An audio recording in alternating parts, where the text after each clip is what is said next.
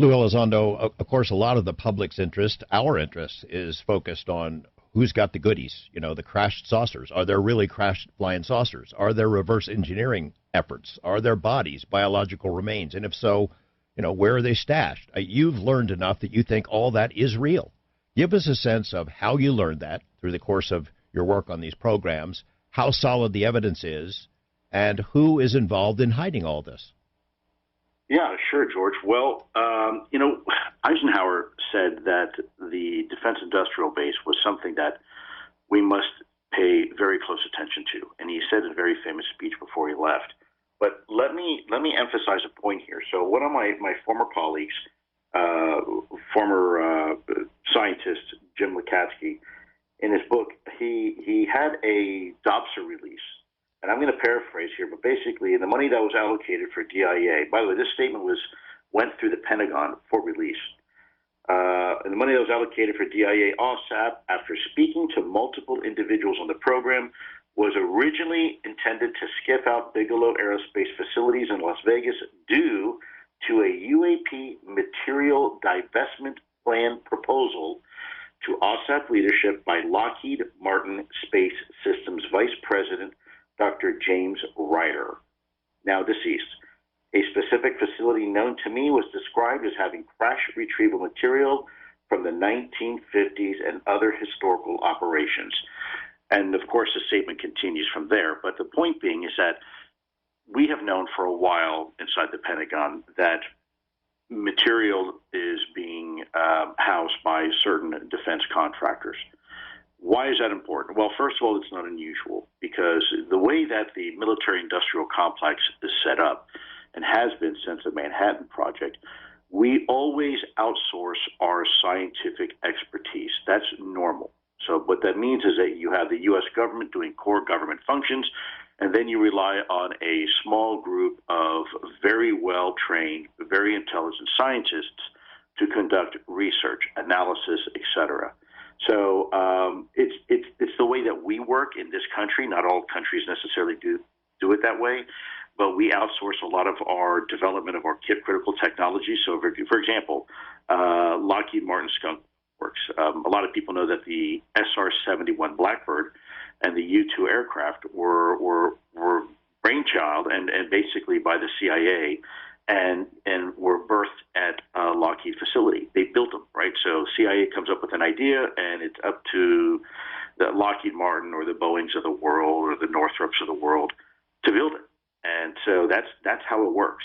And so it's not really that far of a stretch to say, okay, well, if something comes crashing down in the desert and we have no idea what it is or how it works, how do we figure it out? Well, we go and send it to the scientists who know a little bit something about, aviation and aerospace technology. So it's supposed to work that way. The problem is that when material gets locked down, it gets locked down so much that other scientists can no longer look at it. And more importantly, we don't even tell ourselves, right? We don't tell Congress. We don't tell the chain of command.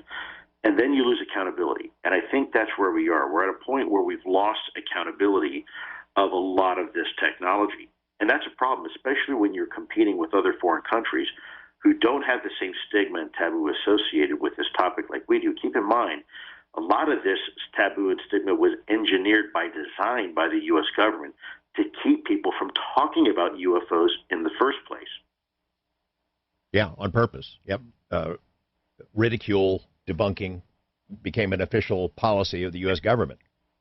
Correct. If you were asked, hey, Lou, we're going to give you permission to go anywhere you want. Go find the crash saucers, the goodies, where they're stashed. Do you know the buildings, the actual structures? If they'd let you in, could you drive us there and then open the door and know where it is? I know exactly where I would go. I don't know if it's still there, but it was. You can't say that, though. I cannot say any more than that. Okay. Unfortunately, I do not have clearance from the Pentagon. I could find myself in a lot of trouble. But it's real. We've got it, and we've been working on it for a long time. Well, look, my colleague Dave Grush, who, despite what some people may think, he is an American patriot. And I tell you, I worked with the guy.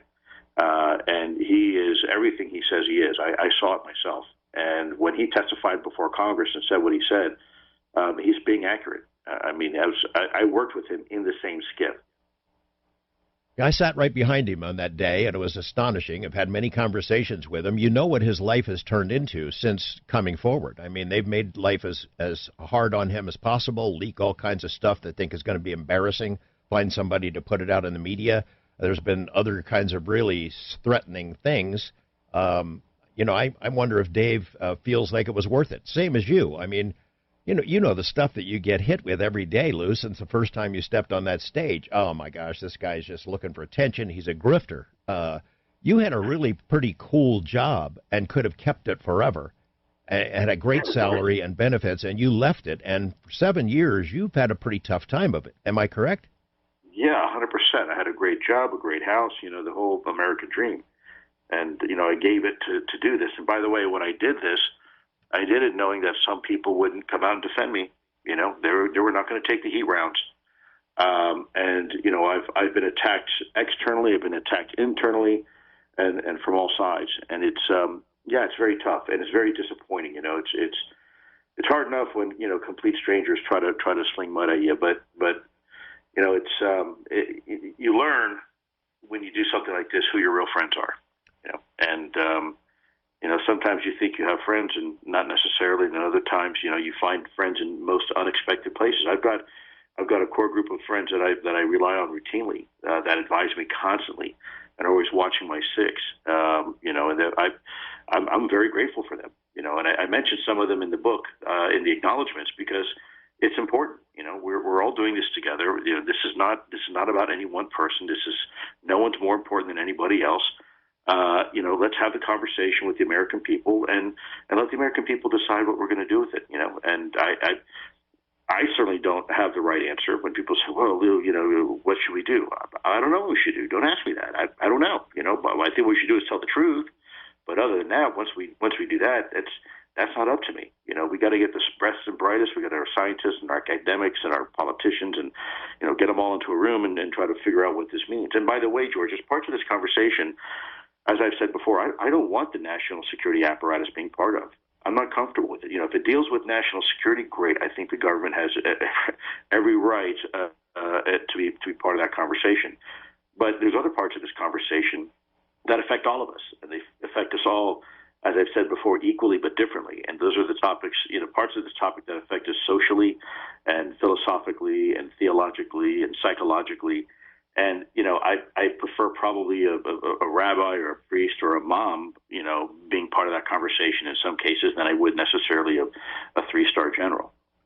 Dave Grush told Congress he interviewed something like 40 witnesses, hands-on witnesses who have seen the stuff, seen the goodies, worked on it as part of the reverse engineering. Of course, critics say, well, where is it? Let's have it. Spill all the beans. Same thing they've said to you. Tell us now everything you know, because there's no way they would dare to prosecute you for violating your security clearances or releasing classified information. And I think, I'm not sure they know how this works, because it seems like those kind of threats do work. And for the whistleblowers that Dave interviewed at the behest of Jay Stratton and the UAP task force, they look around at the landscape now. I'm not sure I'd come forward if I were them. You see what happened to people who stepped up and spoke to Arrow. They were all dissed and dismissed. That's right. And then what happened to Dave Grush? That's right. They were ridiculed and minimized. And look what happened to poor Dave. Look, Dave is not telling you half of what he actually knows. Like I said, I've been in this skip with him. There is the data is beyond compelling. And you can say, I talked to somebody. Another thing is seeing is believing. You look at an official U.S. government report, or you look at a 8K, ultra high definition video. Seeing is believing in many times, and it's terrible what they put David through. I've tried to, I've suffered silently. But Dave has suffered also very publicly, and other people too. And there's I'm not gonna lie to you. There's a real credible concern for the safety of our lives, and that is not. I am not being hyperbolic here. That's real. That's been established. Law enforcement has been notified in some cases. And there's more information that may come out here, hopefully sometime soon, that will further demonstrate the risks that guys like Dave Grush had to go through, and other whistleblowers who are working their way right now through the system. And we've got to protect these people. We really do. I mean, this is not a game, guys. This is not a joke. These people are putting their lives on the line. As of 2 weeks ago, I had a meeting with a few of them. They're very, very concerned for their own safety and the safety of their families. You know, this is not a spy movie. This is real life, and there's real consequences to people's actions. Do you have any sense of how far along we are with the reverse engineering program? Can we fly these things yet? Can we build our own version of what these things can do? Or ditto for the Russians, for the Chinese who are trying to do the same thing? I'm asking because in this context, I mean, that was my entry point to this topic. It was allegations of a reverse engineering program out in the Nevada desert involving some of the same corporations and defense contractors that you just listed. Can we build our own yet, or are we having trouble with it? So, George, that would be one of those categories I could categorically not ever discuss, and nor would I want to discuss.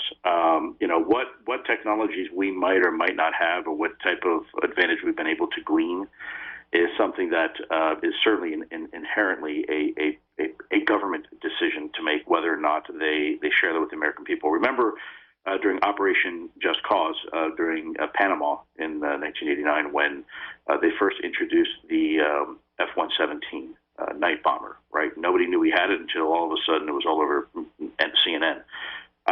You know, those are decisions that are made by people in the government. I am certainly not one of those people that have the authority to decide what I'm going to share with the American people regarding what we have or what we don't have. Again, great question, but I'm going to have to do a polite pass on that one.